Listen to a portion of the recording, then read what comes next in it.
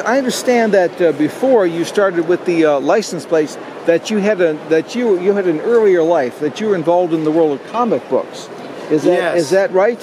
Now you were, I understand you were a major league comic dealer, but you never had the first Superman. I am so sorry. I never had Action Comics #1. I had #2. You had. Now tell me about what's on the cover of Action Comics #2. Not Superman. Not Superman. Well, who's on it?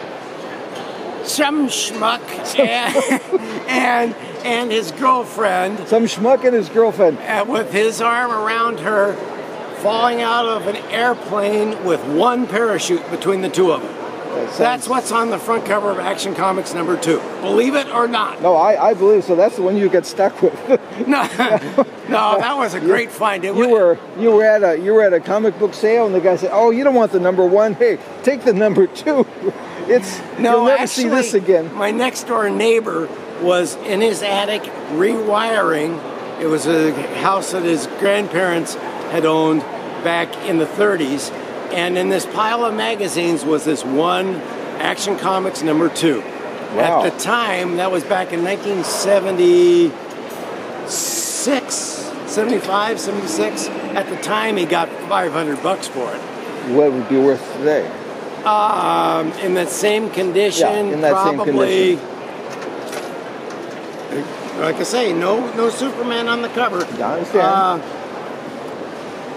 I'm probably around $3,000. Okay, not very much. $3,000? Well, not very much considering that the #1 the is one the is first worth appearance of Superman. in excess of $1 million. In proper condition. In good condition, sure. $5,000 seems nothing when you look at $1 million comic book. But still, it's a great thing to find in your attic. It's just one edition away. Yeah. I also, believe it or not, actually had Detective Comics #27. Is that the big deal? Is that the first Batman? The first appearance and origin of the Batman. Okay. I had that one. Now, minus one cover. It didn't have a cover.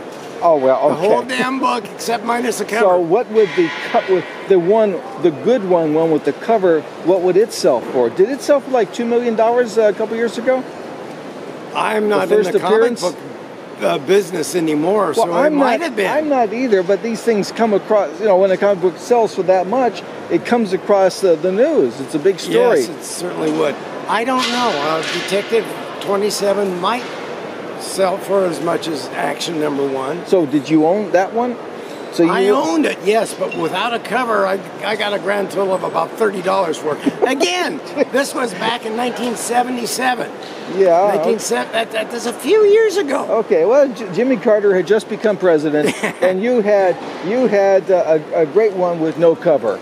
Exactly. I can see how the world